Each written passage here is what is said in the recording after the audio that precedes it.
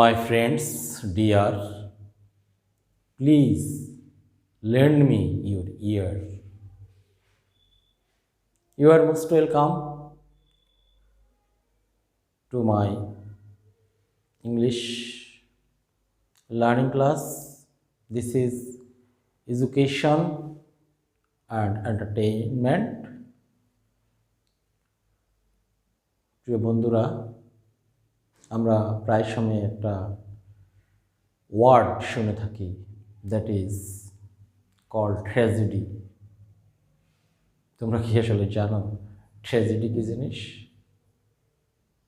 Today I will talk to you about tragedy.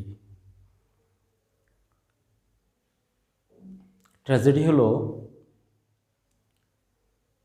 এমন কোনো ঘটনাবহুল নাটক কিংবা উপন্যাস কিংবা জীবন কাহিনী যেটা সবচেয়ে চূড়ান্ত মর্মান্তিক ঘটনা, the most miserable or pathetic happenings of life is called a tragedy. পৃথিবীর সবচেয়ে বিখ্যাত, the most famous tragedy, a model tragedy, that is Oedipus Rex. This very text is taught in honors classes most of the time in most of the departments of the universities. তো আসো Oedipus রেক্সের tragedy সম্পর্কে আমরা একটু জানি। King Oedipus or Oedipus Rex. This is an ancient tragical story. It happened in Greece thousands of years ago. গ্রিসে একজন রাজা ছিলেন যার নাম ছিল কিং লেয়াস। তার একজন স্ত্রী ছিল যার নাম হলো জিওকাস্টা।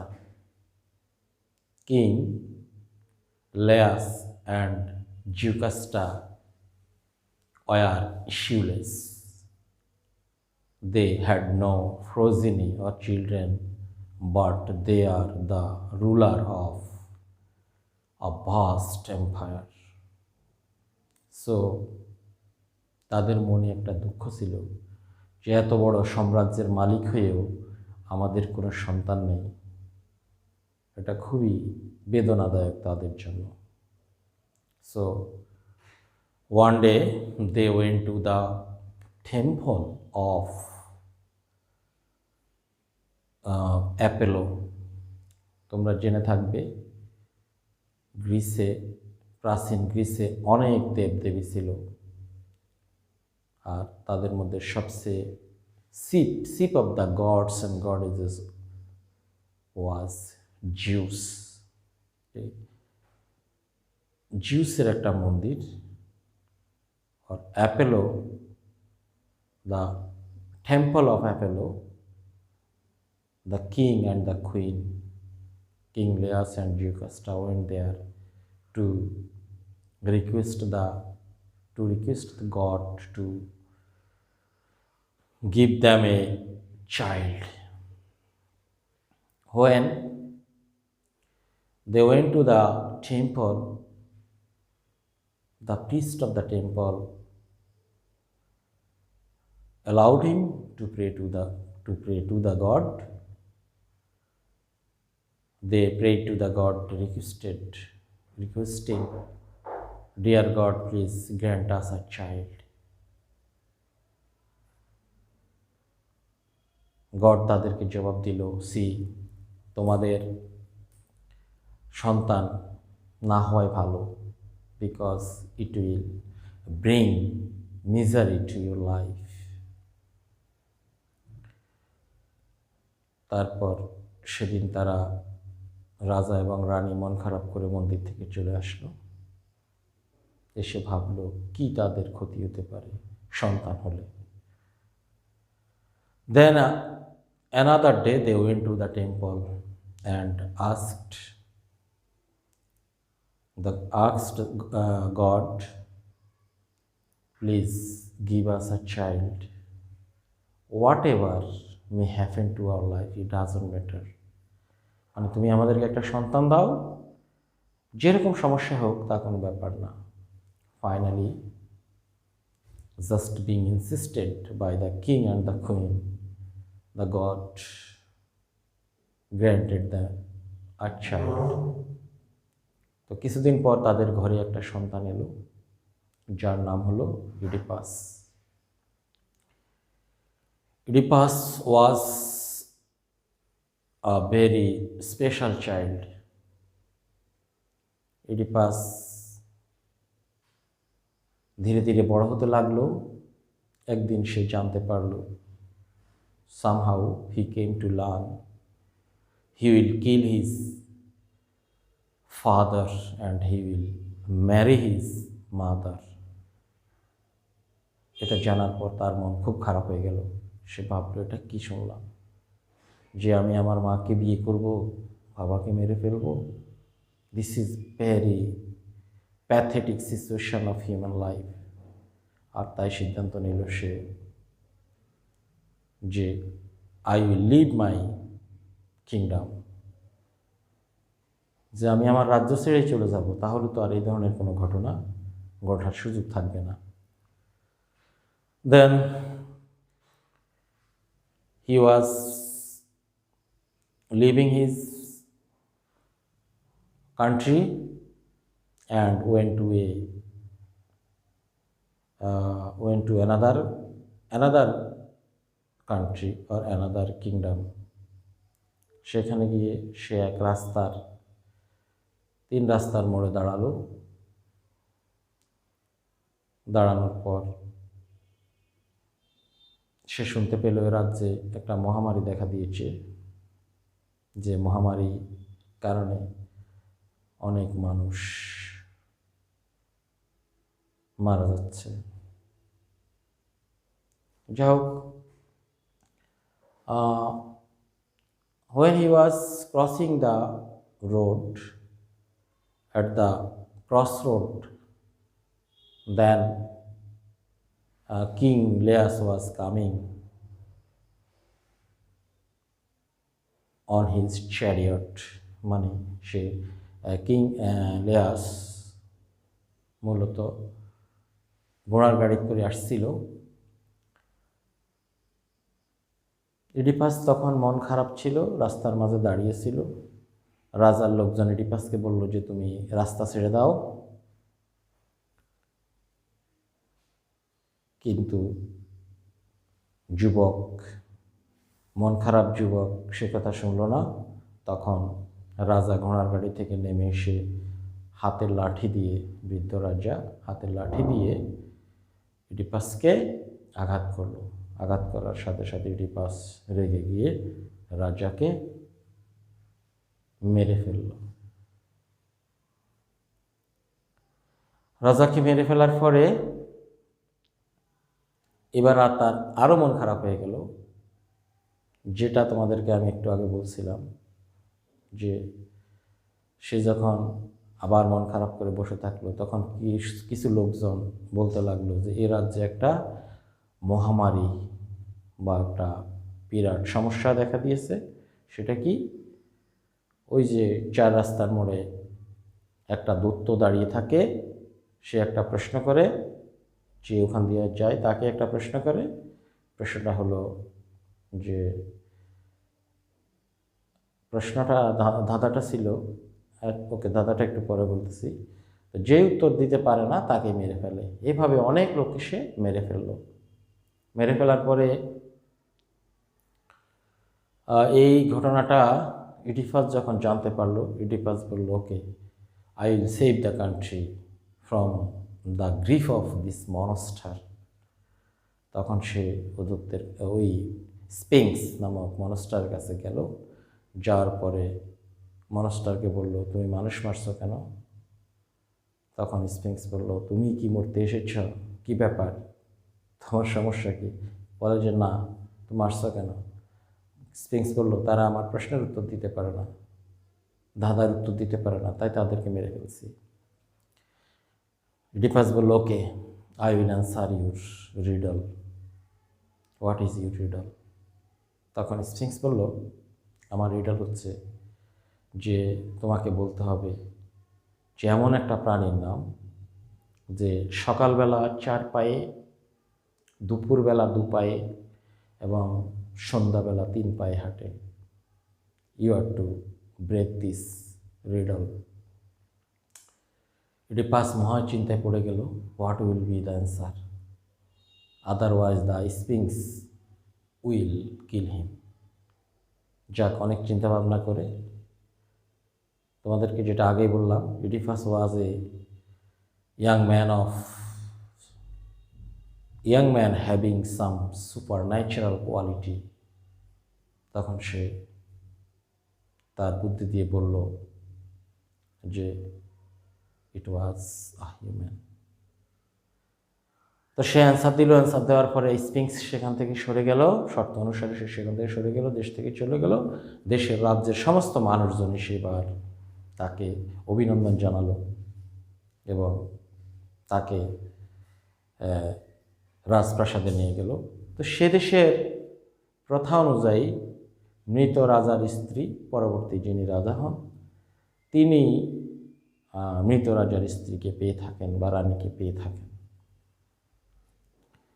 So as per the country's tradition, সে জিওকাস্টা যে কুইন, তাকে বিয়ে করল। বিয়ে করার পরে তাদের 2টো সন্তান হলো। Then everything was going well. এরপর কি হলো, এর ভিতরে কিছু ঘটনা আছে যেটা প্রথম দিকের ঘটনা, যেটা আমি বলিনি তোমাদেরকে তখন। সেটা হলো, যখন ইডিপাসের জন্ম হলো তখন সত্যিকার ইডিপাসের বাবা মা মহা চিন্তায় পড়ে গেল। তখন তারা আবার অ্যাপেলোর মন্দিরে গিয়ে জানতে চাইল যে এই শিশু আমাদের কি ক্ষতি করতে পারে। তখন অ্যাপেলোর প্রিস্ট অফ দ্য টেম্পল যে জানালো যে এ সন্তান তো বাবাকে মেরে ফেলবে এবং মাকে বিয়ে করবে। এটা শোনার পরে তো কিং লেয়াস এবং কুইন জিওকাস্টা খুবই বিমর্ষ হয়ে গেল। তখন তারা ভাবলো যে সন্তানকে তো কোনোভাবেই বাঁচিয়ে রাখা যায় না। তখন তাদের যে রাখাল ছিল, মেষপালক ছিল, শেপার্ড, তাকে বলল একে পাহাড়ের পাদদেশে নিয়ে মেরে ফেলবে। তো শেপার্ড তাকে ওখানে নিয়ে গেল, but Oedipus was so cute and good looking. The shepherd was too brave or too courageous to kill the boy। এরপরে সে কি করলো, না মেরে বাচ্চাটাকে নিয়ে পার্শ্ববর্তী যে রাজ্য ছিল সে রাজ্যের রাজা এবং রানীর কাছে দিয়ে দিল, বিকজ দে আর অলসো ইস্যুলেস, মানে তাদের কোনো সন্তান ছিল না, তারা নিঃসন্তান ছিল। তখন এই সন্তানকে তারা প্রতিপালন করতে লাগলো, রাজদরবারে রাজপ্রাসাদে রাখলো, প্রিন্সের মতো সে বড় হতে লাগলো। আর এদিক দিয়ে শেপার্ড মানে রাখাল বালকটা ওই রাজার থেকে অনেক ধন সম্পদ নিয়ে আসলো। এখন এখানে বিষয়টা হলো, কিং ইডিপাস যে রাজ্যে প্রতিপালিত হয়েছে, বড় হয়েছে, সেটা আসলে তার নিজের রাজ্য ছিল না, সেটা ছিল অন্য আরেকটা রাজ্য। তার সত্যিকার পিতামাতা বর্তমান যে রাজ্যে সে এসে পৌঁছেছে, যে পিতামাতা, যে পিতাকে মেরে ফেলবে, মাকে বিয়ে করতে হবে, এই যে একটা ডিলেমাটিক সিচুয়েশন আর miserable condition or a great sin, এই সিন থেকে সে বাঁচার জন্য ওই রাজ্য থেকে এখন সত্যিকার অর্থে সে তার নিজের রাজ্যে চলে এসছে। But it was quite unknowingly, সে কিন্তু এটা জানতো না এটা যে তার নিজের রাজ্য।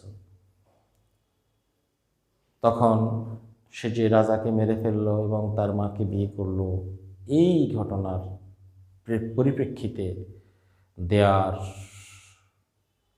appeared an epidemic or a there appeared, মানে সেখানে একটা দুর্ভিক্ষ দেখা দিল।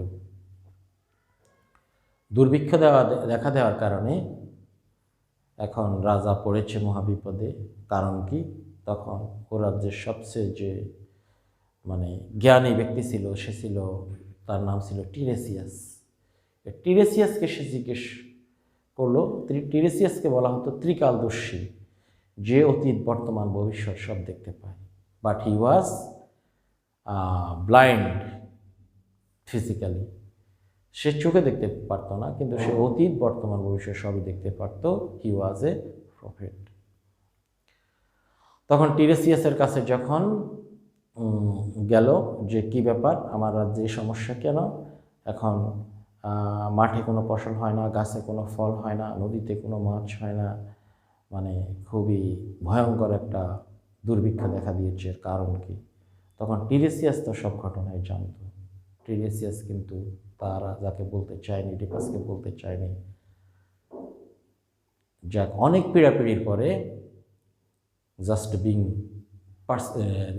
being resisted or being persisted by